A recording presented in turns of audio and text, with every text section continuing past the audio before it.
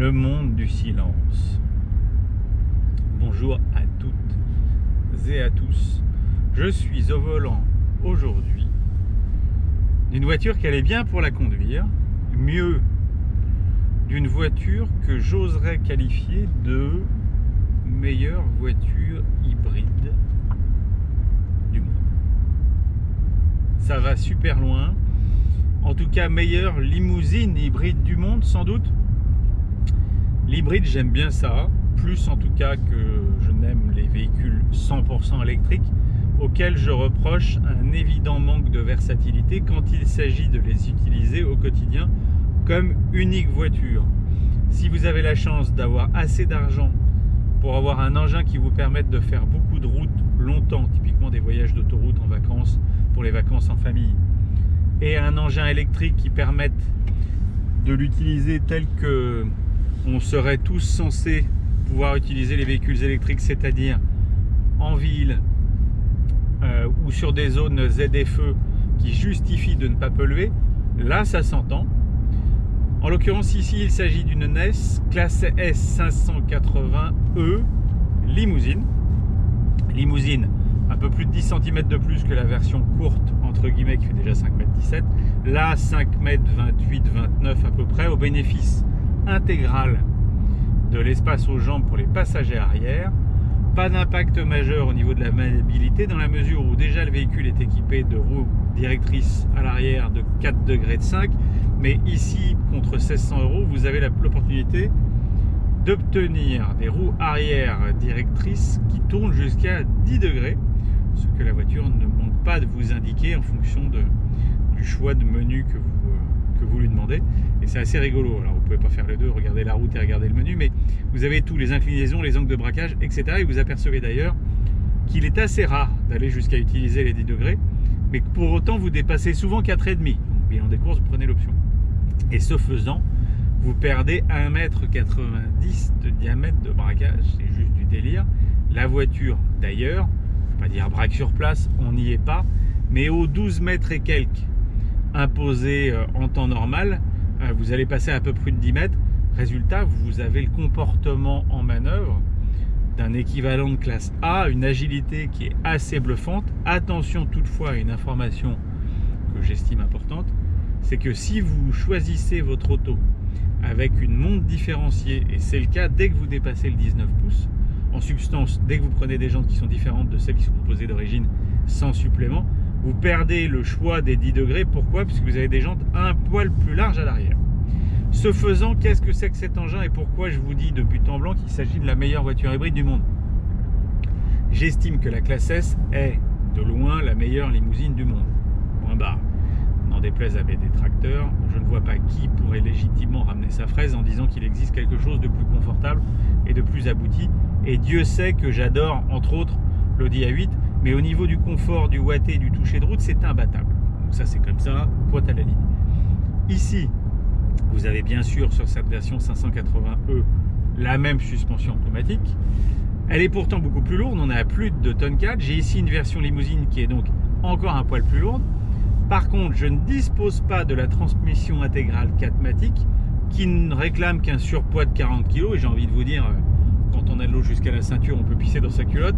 2 tonnes 440, 2 tonnes 4, quelle est la différence? Elle n'existe pas. Par contre, l'intérêt de monter 4 roues motrices est évident. Ici, c'est sec. Je pourrais bourriner en écrasant l'accélérateur, il ne se passerait rien. Par contre, sur le mouillé, c'est autrement plus tricky parce que la voiture déborde de coupe. On parle en cumulé de plus de 70 mètres kg. Et la voiture délivre quand même 510 chevaux, là aussi en cumulé. L'idée, c'est quoi? 6 cylindres essence 3 litres biturbo avec module électrique intégré à la boîte 9 G-Tronic. Donc vous obtenez une puissance qui est quand même assez délirante puisqu'on est au niveau de puissance des S63 d'antan. Pour autant, vous n'avez pas de malus. Vous avez entre 25 et 30 grammes de rejet de CO2. On pourrait discuter encore une énième fois de fraude fiscale. Toujours est-il que, factuellement, j'en suis à 418 km parcourus dans cet engin. J'ai une moyenne de consommation thermique de 5 litres 5 et j'ai 225, donc plus de la moitié de ce kilométrage qui a été effectué était s'est effectué, ça marche pas, qui a été effectué en EQ, donc en électrique. Et ça, c'est totalement indolore, insensible. C'est-à-dire que là, par exemple, le moteur ne tourne pas. Là, il tourne. Il n'y a pas un seul à-coup. Par contre, on l'entend, et ça, c'est plutôt assez agréable d'ailleurs dans une classe S, qu'on entende un petit peu le bruit du moteur. On ne l'entend que dedans, en dehors, on n'entend rien du tout. Les performances sont assez diaboliques. On est à 5 secondes 2 au 0 à 100. Elle prend évidemment 250 en pointe, mais elle est limitée. Par contre, en 4 roues motrices, on serait sous 5 secondes à l'accélération pour d'évidentes raisons de motricité. Donc, d'emblée, la limousine coûte 5 000 € de plus que la berline. Vous allez me dire, est-ce qu'il est utile de prendre la limousine? Si vous avez 2 personnes à trimballer, elles vivront très très bien dans une version normale. Et 5 000 €, c'est également peu ou prou le surcoût réclamé par Mercedes pour passer au 4MATIC. Donc j'ai envie de vous dire qu'à prix égal, ici on est à 144 000 € pour cet engin S580e limousine propulsion. Et ben moi je préfère avoir une S580e courte, 4MATIC. Elle vaut le même prix. Vous mettez les mêmes options dedans, c'est-à-dire que déjà vous prenez le cuir à Napa, pas ce cuir d'origine, parce qu'il a un grain, il est odorant, hein, mais il a un grain qui est assez déplaisant, je trouve. Enfin en tout cas, qui n'est pas en adéquation avec le niveau de finition qu'on trouve par ailleurs dans la voiture, y compris sur la planche de bord. C'est pas très sexe. Donc le cuir Napa, c'est pas très cher, hein, 2000 et quelques euros, ou alors c'est 4000 € avec le pack exclusif. Vous mettez ça. Vous prenez obligatoirement le pack chauffeur avec les sièges de la mort et avec ces petits coussins là qui n'ont l'air de rien, mais regardez, vous allez voir l'appui-tête, il est électrique dans tous les sens. Et ça, mes aïeux, mais c'est indécent, c'en est presque illégal. Donc ça, c'est obligatoire. Le massage, si vous voulez, vous pourrez vous en passer. Le problème ici, par exemple, vous ne pouvez pas avoir la Sono 4D Burmeister parce qu'elle prend beaucoup de place, avec plus de 30 haut-parleurs, et qu'elle prend de la place dans le coffre. Et c'est là l'unique véritable défaut. Je parlais du prix, mais on s'en fout du prix, on se doute que c'est très cher. Le vrai défaut de cette voiture, c'est l'incongruité du volume de coffre. Moi, je reste aujourd'hui encore éberlué de m'apercevoir qu'une marque comme Mercedes, qui a développé cette voiture, qui a dû la penser en hybridé, n'ait pas trouvé une solution alternative pour éviter de réduire le coffre aussi drastiquement. Le coffre d'une classe S, qui est quand même une voiture au long cours, à moins que vous l'utilisiez comme un hôtel pour trimballer vos passagers et vos clients jusqu'à l'aéroport. C'est une voiture qui est censée voyager loin, donc avec un grand coffre. 540 litres, ce qui est décent sans être extraordinaire, c'est le volume de coffre d'une classe S en temps normal. Ici, avec la batterie monumentale, hein, qui fait 28 kWh de capacité utile, sous le plancher du coffre, vous êtes réduit à 350 litres. Et en plus, pour l'anecdote, ce modèle d'essai est équipé d'un frigo. Bilan des courses, vous avez un coffre, mais ridicule. C'est-à-dire que vous glissez un sac à droite du frigo, un sac à gauche, un petit vanity au milieu, pointe à la ligne.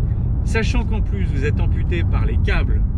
Ici, donc, un câble de recharge niveau 2 pour avoir, donc sur une wallbox, monté jusqu'à 11 kW en alternatif.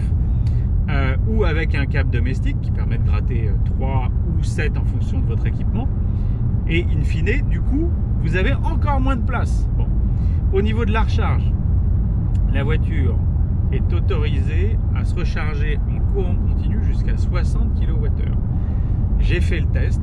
Pour une fois que ça marche bien, je vous le dis, on est monté jusqu'à 64 kWh sur une Ionity. Ce qui veut dire qu'en une petite vingtaine de minutes, vous avez récupéré l'intégralité de votre autonomie qui est annoncée à 100 km. Il ne fait pas très chaud ces temps-ci, là j'ai 6 degrés ce matin. J'ai quand même réussi à faire, sans aucune volonté d'économie, 80 km en tout électrique. Je pense sincèrement qu'on doit pouvoir atteindre la centaine de kilomètres prévue par la marque. Ce qui, additionné avec le réservoir qui est amputé lui aussi, mais très peu au prorata de la majorité des concurrents, 67 litres pardon, au lieu des 82 ou 3 sur les autres modèles, vous pouvez donc faire plus de 800 km avec une classe S 580e qui présente quoi? Le niveau de confort le plus délirant qui existe. Là je suis en quoi là? Je suis même pas en mou, je suis en hybride, mais je vais me mettre en molasse. Voilà. Et là, qu'est-ce que c'est cool. Vous avez une récupération avec les palettes. Donc si vous êtes en mode hybride, battery hold qui est censé conserver le niveau de charge, ou individuel réglé comme tel, voire bien sûr électrique, avec les palettes, vous pouvez faire D-, D+, donc roue libre, ou D auto qui s'accorde avec le GPS pour récupérer de l'énergie. Ça fonctionne bien. Par contre, si vous êtes en mode sport, les palettes récupèrent leur rôle premier, c'est-à-dire vous aider à passer les 9 rapports de la boîte 9G Tronic. Quand vous êtes comme ça, elle est ultra silencieuse, sachant qu'il y a un double vitrage en béton armé qui est livré de série. Le watté des sièges, le watté de la suspension, la direction qui est folle parce que vous avez un bon feeling, vous avez de la consistance. Même en sport, elle n'est pas super ferme, super dure, mais bon, ça reste une classe S. On n'est pas là pour faire les newfs comme avec une C63. Vous ne sentez rien. À l'arrière, vous avez envie de vous endormir. Elle consomme peu. Elle est autonome, sobre, frugale, performante. Que reste-t-il aux autres, j'ai envie de vous dire, si ce n'est donc cet éternel problème de volume de coffre qui, moi, à la longue, a tendance à légèrement me saouler. Pour le reste, équipée telle qu'elle est là, 170 000 €, c'est pas utile d'arriver jusque là. Est-ce qu'il est nécessaire ou pas de prendre des sièges séparés à l'arrière? Je ne saurais pas vous dire. Moi, j'estime que le luxe ne vaut que s'il est partagé par le plus grand nombre. On peut rentrer à 5 dans une classe S. On y sera évidemment mieux à 4, surtout si vous prenez les sièges indépendants, électriques, chauffants, ventilés, massants, et patati et patata. En tout état de cause, un truc indispensable à prendre, le Digital Light, qui est un système d'éclairage à un peu plus de 2000 € qui est fabuleux et qui va jusqu'à, c'est la première fois, je vous l'affirme, que je le découvre, à vous projeter des zones de danger par terre, puisque vous le savez, il y a plusieurs millions de pixels dans chaque projecteur. Et en roulant l'autre jour dans Paris, j'ai vu par terre, j'ai fait un bond, un dessin de pelleteuse. Eh ben, c'est la voiture qui vous projette un petit dessin de pelleteuse pour vous dire attention, il y a des travaux, donc c'est quand même fou. Et ça éclaire pratiquement comme en plein jour, donc ça c'est indispensable. Et de deux, l'affichage tête haute MBUX à réalité augmentée, parce qu'il est super large. La voiture là n'en dispose pas, et franchement ça manque. Vous avez envie de regarder loin et de ne pas baisser les yeux vers les pourtant très très jolis compteurs en 3 dimensions, qui eux aussi sont optionnels. Un essai qui sera à retrouver dans le numéro 256, sorti fin mai, ce sera un juin-juillet. À très bientôt.